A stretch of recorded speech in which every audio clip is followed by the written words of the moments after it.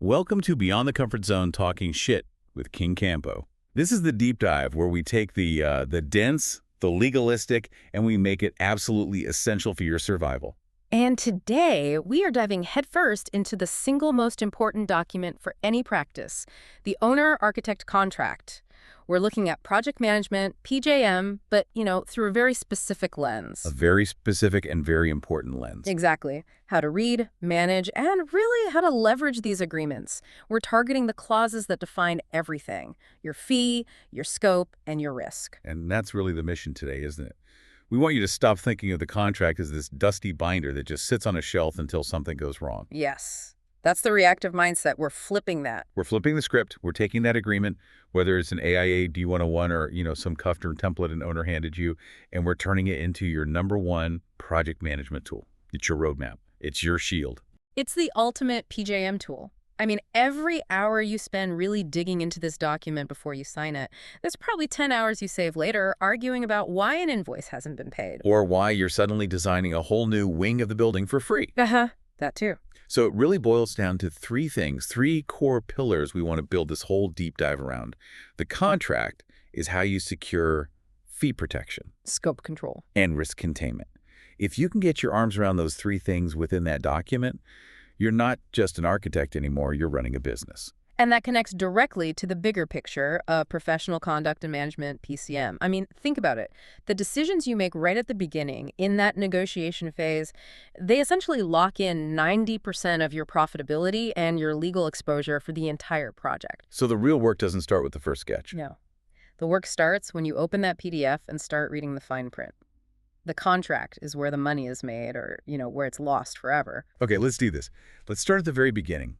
The architecture of the agreement itself. Right. So if you think about design as project execution, you have to see the contract as the project manual. It's the rule book that comes before anything else. And a lot of project managers, I think, especially early in their careers, they see the B101, that main agreement, and they think, okay, that's it. That's the contract. And that's a huge mistake. You're not managing one document. You're managing a hierarchy of documents. We call it the contract stack. The contract stack. Okay, so break that down. What does that mean? It means that if there's a conflict between two parts of the agreement, one document takes precedence. It wins.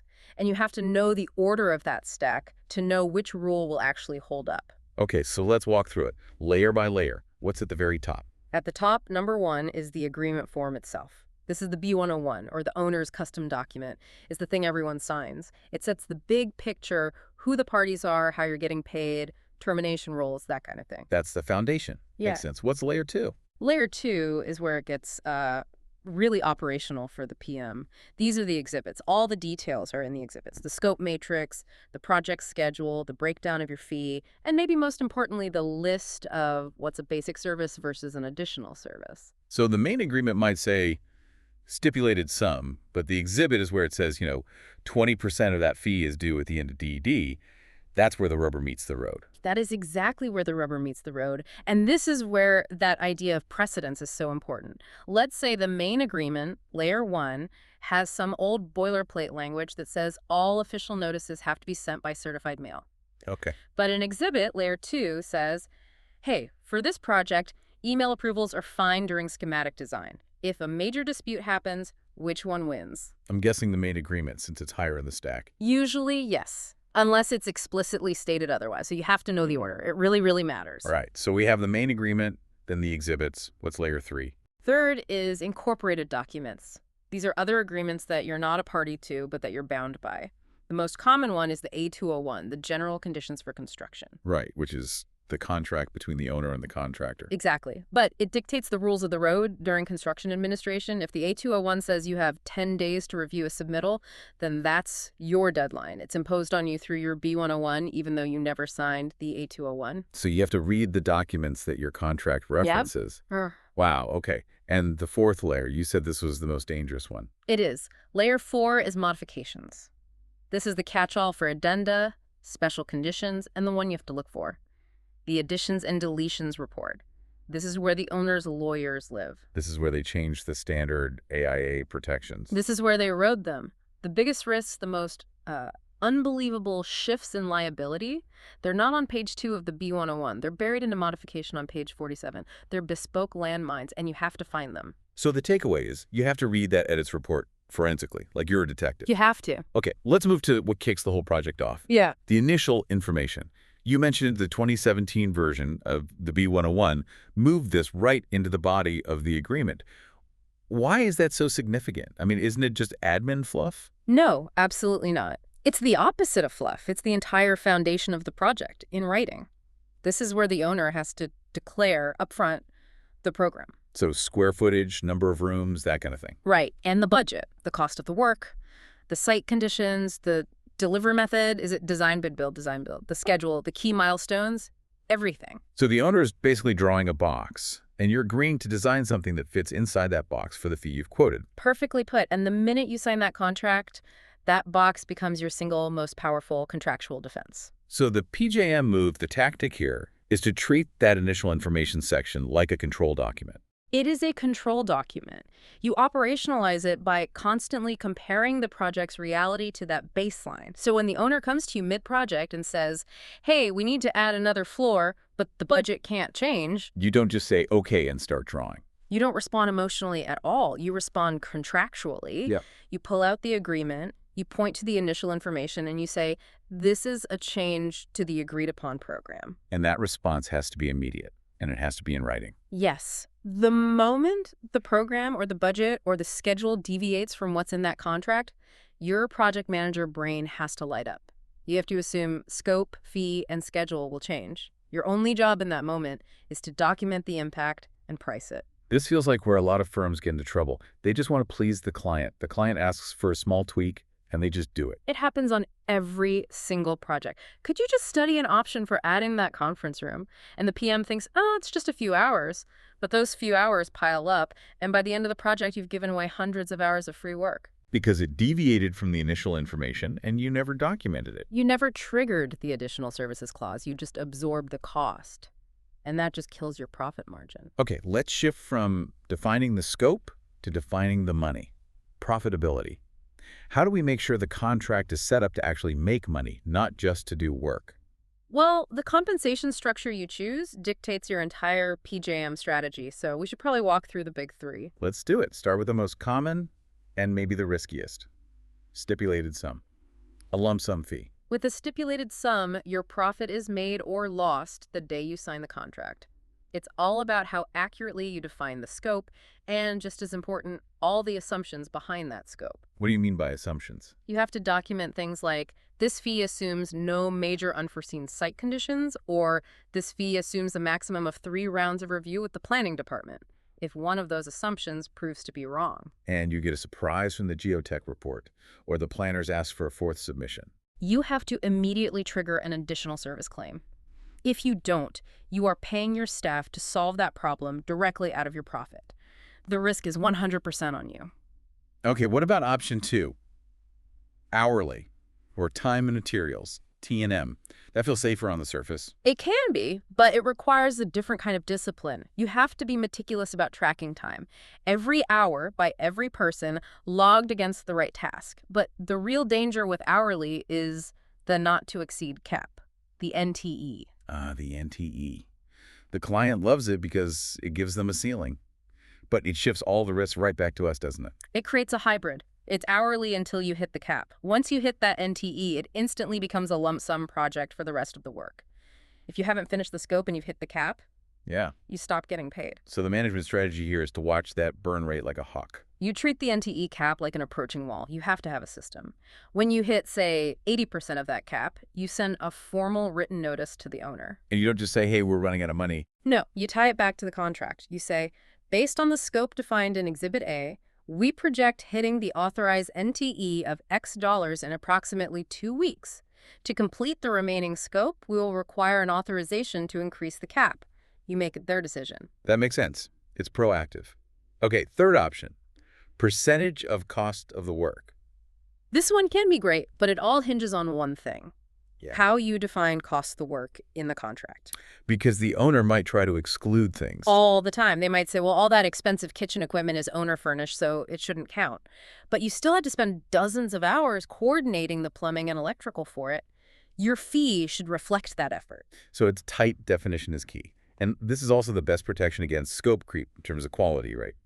If the owner decides they want marble instead of vinyl tile, the construction cost goes up, and so does your fee. It should.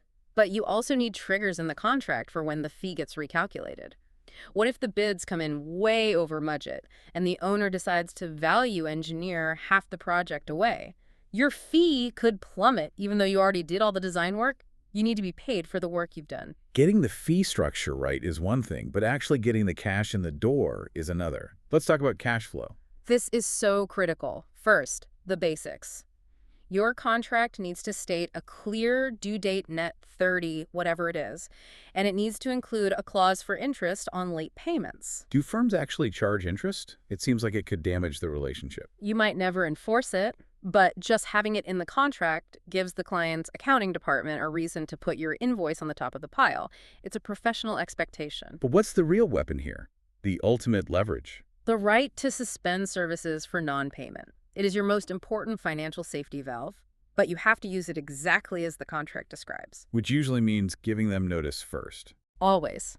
Typically 7 or 14 days, written notice, sent in a way you can track. You don't just stop working. You follow the procedure. And honestly, just sending that formal notice is usually enough to get the check cut. Because the cost to them of the project stopping is way more than the cost of your invoice. Infinitely more. But having that right protects you from being forced to finance their project with your free labor. And while we're on payment, there's one clause that should be a giant flashing red light for any architect. Oh, yeah. The pay if paid clause. Architect will not be paid until the owner is paid by their lender. You have to strike that clause immediately. No discussion. Your agreement is with the owner. Their financial arrangement with their bank is their business. It has absolutely nothing to do with your right to be paid for the services you've provided. Tying your cash flow to a third party you have no control over is it's insane risk. Let's quickly touch on reimbursables, things like printing, travel, models. It seems simple, but there's a nuance here that affects the bottom line. The only thing that matters is this. Are they billed at cost or cost plus? If it's at cost, you're just a bank.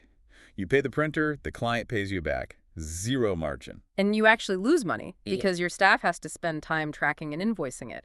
But if the contract allows for cost plus 10%, which is pretty standard, that 10% covers your administrative effort. It turns an expense into a tiny, justifiable revenue stream. So it's a small detail, but it determines whether you're breaking even on expenses or making a small margin. It all adds up. Okay, let's make this real. Let's walk through building an additional services proposal using the example from our source material. This is where we turn abstract hourly rates into a concrete number. And this is such a critical PjM skill. A detailed proposal is defensible. A single number just invites questions. Okay, so the owner requests a change. Let's say we need 8 hours from project manager at a rate of $180 an hour. That's $1,440. Then you have the core production work. Let's say 24 hours from a licensed architect at $120 an hour. That's $2,880.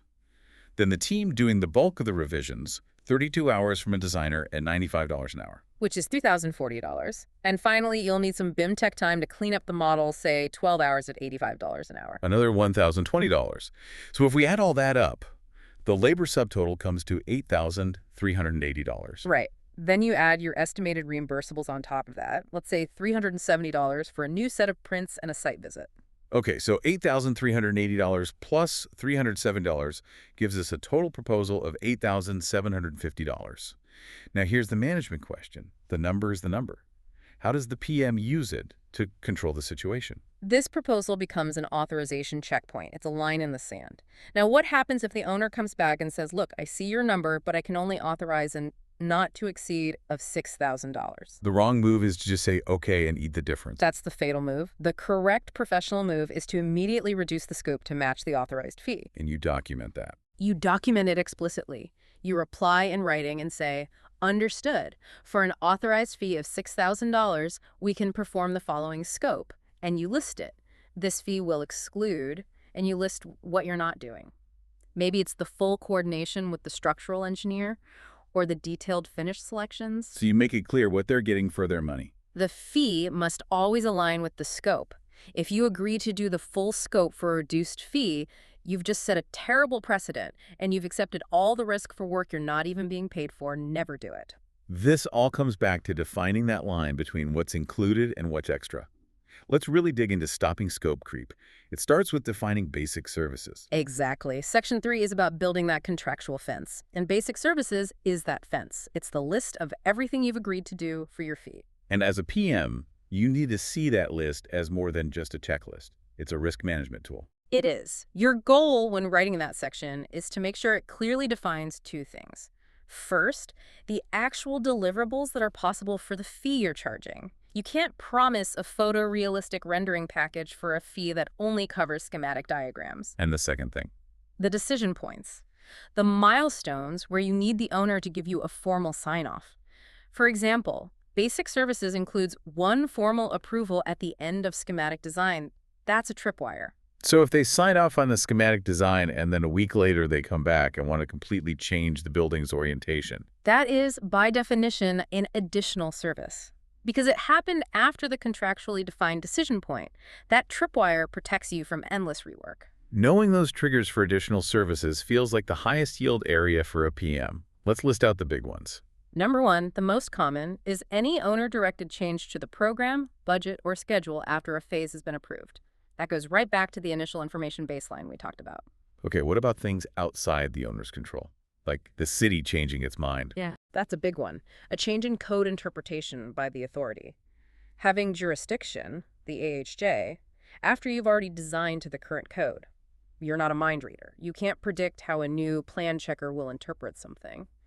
That's a change in conditions, and it costs time and money to fix. What about things that just add administrative work, like more meetings? Absolutely. Adding extra bid alternates, breaking the project into multiple bid packages, or just demanding workshops and meetings that weren't in the original schedule. If the contract accounted for 3 finished selection meetings and the client insists on 15, those extra 12 meetings are billable hours. And the one that can slowly bleed a project dry. Extended construction administration. Right. If the project schedule gets delayed for reasons that have nothing to do with you owner financing issues, supply chain problems, your CA services get stretched out, your fee was based on a specific duration. Anything beyond that is an additional service. So if we pull back, there are really 3 core contractual protections against doing all this uncompensated work. There are. It's a 3-legged stool. The first leg is the one we've been talking about. A clear additional services clause and a formal authorization process. Deck number 2. That one puts the responsibility back on the client. It's the clause that says the owner is responsible for providing information and making decisions in a timely manner. If they don't, and it causes you delays or rework, that's on them. It can trigger additional fees and a schedule extension. And the third leg is the financial backstop. Payment terms and the right to suspend services. It ensures that when you do get that extra work authorized, you also have the leverage to make sure you actually get paid for it. So if we boil all of this down, there's one golden rule for project management. The PjM golden rule of authorization. It's simple. If it's not in basic services, it's either an additional service or it's not included. But, and this is the critical part, that's only true if you document it and get authorization. Silence is consent to work for free. That's a great way to put it. A request from an owner is not an instruction until it's authorized. Let's test that. A classic scenario. The owner changes the program after you've already gotten DD approval. What is the single best first move? Is it to start redrawing to keep them happy? No, never. The only correct answer is to immediately notify the owner in writing that their request may require additional services and will likely impact the fee and schedule per your agreement. And why is that the only answer? Because your first obligation is to the contract, not to the client's sense of urgency. You have to document the cause and effect before you do a single minute of work. You put the ball back in their court. They can either approve the cost or they can stick with the original design. It's their choice. Okay, we've covered scope and fees. Let's talk about the scary part. Liability. This is where a contract can quietly ruin a firm. It absolutely can. Every PM has to understand the line between professional service and an uninsurable guarantee, and that line is defined by the professional standard of care. Define that for us. How is what we do different from, say, a car manufacturer who gives a warranty? A car manufacturer warrants that their product will be free from defects. As architects, we don't provide a product. We provide a professional service. The standard of care holds us to providing the skill and diligence that a reasonably prudent architect would in the same community under similar circumstances. So we're promising competence, not perfection. Exactly. You're promising to design a reasonably sound building using best practices. You're not promising to design a perfect, flawless building that will never leak. That's a warranty, and it's uninsurable. So the danger is when the owner's lawyer tries to sneak warranty-like language into the contract, we need to be on the lookout for red flag words. These words should set off alarm bells. Anytime you see insure, guarantee, warrant, or certify an absolute outcome, you have to strike it. That language elevates your duty beyond the standard of care and likely voids your professional liability insurance coverage for that promise. Let's look at the absolute worst offender, the example from the sources that's called the most dangerous edit. It sounds so innocent. It does. The clause reads, architect to ensure permit approval by a specific date. Why is that a landmine? It seems like something a client would reasonably ask for. It's a landmine for two reasons. First, you are guaranteeing the performance of a third party, the building department, the AHJ. You have zero control over their staffing, their backlog, or their interpretation of the code. You can control the quality of your submission, but you can't control how long it sits in their queue. Right. And second, that word ensure, it makes it a contractual guarantee. If the permit is 1 day late, you are in breach of contract. The owner could then sue you for all sorts of consequential damages. Lost rent, construction delays, increased financing costs, all because you guaranteed something you couldn't control. It's an insane level of risk. Let's talk about indemnification. This is where we agree to cover the owner's losses for certain things. What's the standard we should be fighting for? The standard is that your indemnification is tied only to your own negligence, and it's proportional. If your design error caused 20% of a problem, you indemnify the owner for 20% of the damages. And the red flag is a broad indemnity clause. A very broad one. Language like indemnify for any and all claims regardless of fault. That is completely unacceptable. It could make you responsible for the contractor's mistakes or even the owner's own bad decisions. Your indemnity must be tied to your negligence. Full stop. Now, what's the single best risk management tool we can get into a contract if the owner is open to it? Without a doubt, it's a limitation of liability clause, an LOL. So what does that do? It puts a cap, a ceiling, on your total financial exposure for the project. That cap is usually tied to either your fee, your insurance limit, or a specific dollar amount. So if my fee is, say, $50,000 for a small project, an LOL could cap my liability of $50,000, even if my mistake somehow caused $1 million in damage. That's the idea. It prevents a small project from creating an existential, firm-destroying risk. It brings the potential liability in line with the potential reward. It's the most powerful risk control tool there is. This leads right into an ethical dilemma that PMs face all the time. The owner's lender sends over a form, and they want you to sign it. It says something like, I certified that the drawings are 100% coordinated and contain no conflicts. The owner says, just sign it, we need the money. This is a test of your professional integrity. The only correct response is to politely but firmly decline to sign it as written.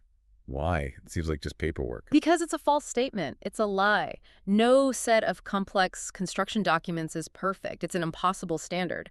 By signing it, you're providing a warranty that goes far beyond the standard of care, and your insurance carrier will almost certainly not cover you if a claim arises from that certification. So you can't just say no and walk away. That would kill the deal. Yeah. What's a professional way to handle it? You offer an alternative. You offer a truthful statement that aligns with the standard of care. You can say something like, to the best of my professional knowledge and belief, the documents have been prepared in accordance with the professional standard of care.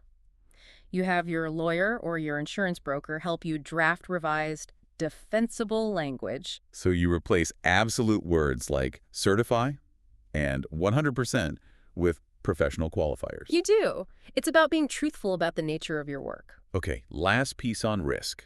Disputes. What's the first step when things go wrong?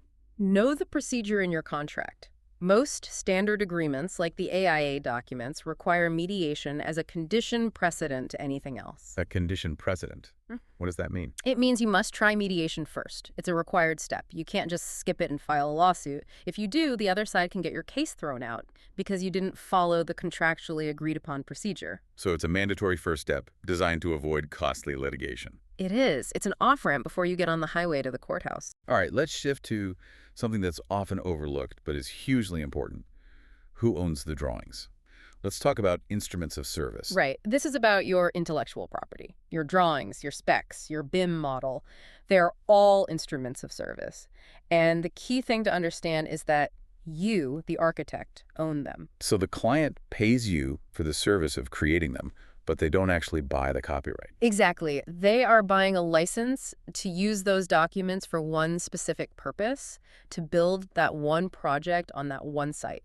It's like buying a ticket to a movie, not buying the rights to the film itself. So what are the key things we need to control with that license in the contract? First, who can use them? The license is very narrow. The owner can't take your plans for a custom house and use them to build 10 more down the street. That would be a violation of the license. Okay.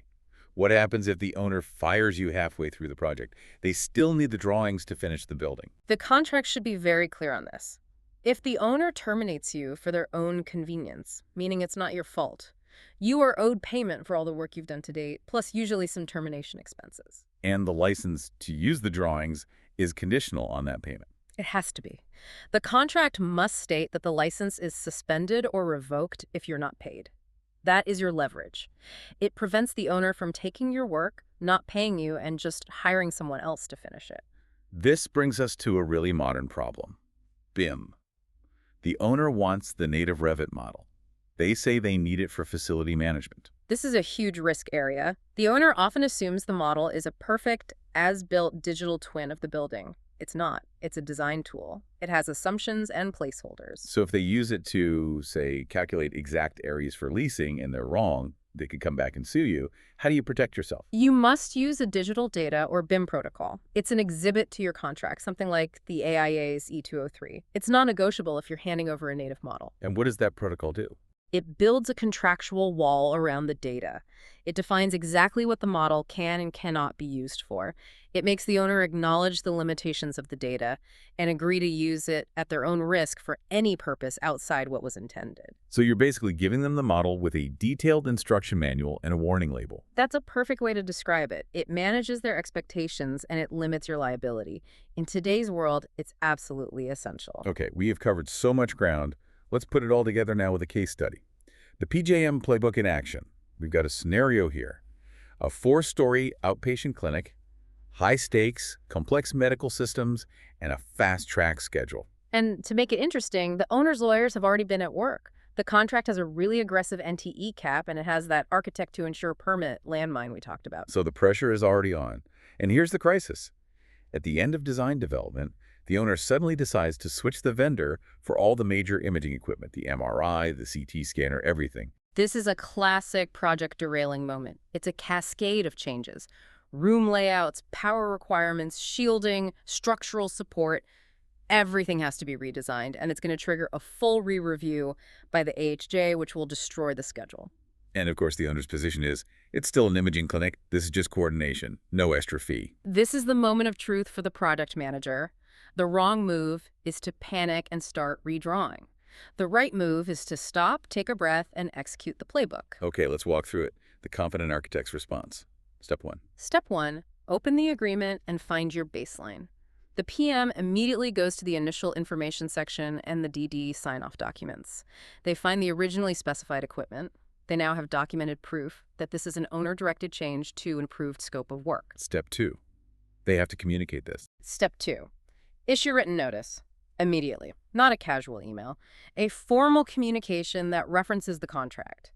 It should say something like, per Section X of our agreement, this owner-directed change after DD approval constitutes an additional service.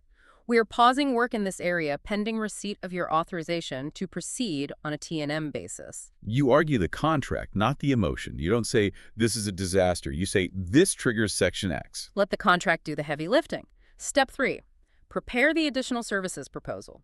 You quantify the damage, you calculate the hours. The fee, or $8,750 from earlier, is a good stand-in, and crucially, you calculate the schedule impact. You state plainly that the original permit date is no longer achievable. This is also the moment to deal with that other landmine in the contract. Yes. Step 4, manage the ensure permit clause. Since you're already talking about a schedule change due to a re-review, this is your moment to renegotiate that toxic language. You state in writing that permit timing is dependent on the AHJ, and you propose revised standard of care language as a condition of proceeding with the redesign. That's a power move, using the crisis to fix a pre-existing problem. You have to. Step 5. Lock the gate behind you. You proactively add a new milestone to the revised schedule. Final equipment selection freeze date. And you add language stating the cost and schedule implications of any changes after that date. You teach the client that decisions have consequences. Okay, the final step, the refusal protocol. What if the owner just digs in their heels? They refuse to authorize the extra fee, but they tell you to keep working because the schedule is critical. Now the firm has to make a tough decision, and it has to be one of 3 contractually defined options. Option A. You stop work on the affected area until you get written authorization. It's painful, but it's the cleanest option. Option B. You proceed with the work, but you do so under protest. You state in writing that you are proceeding based on their verbal direction and will be invoicing the time as an additional service as per your previous notice. This is risky, but it keeps the project moving. And the nuclear option, C. Option C is to formally pause or suspend all services using the notice procedure in the contract until the issue is resolved. That's the ultimate contractual protection. The key is, no matter what, you follow the contract and you document everything. That playbook really demonstrates how the contract isn't just a legal document, it's an active management tool. It's your operating system for the project. If you ignore it, the project will crash. So, as we wrap up, let's distill this all down. What are the absolute key takeaways for any PM listening to this? First, treat that initial information section as your project's constitution. It is the baseline against which all change is measured. Any deviation is a potential claim. Second, get obsessed with the line between basic and additional services. Everything that isn't included in your fee needs written authorization. No exceptions. Third, hunt down and eliminate uninsurable risk. Strike every guarantee, insure, or warrant. You are providing a professional service based on the standard of care. That's it. And finally, a modern rule for modern practice. Use a digital data protocol. Anytime you share a BIM model or other native files, you must have a contractual agreement that limits how it can be used and protects you from liability. Okay, so if you're driving right now and you can only remember 4 things from this entire deep dive, what are the 4 rules? Rule 1.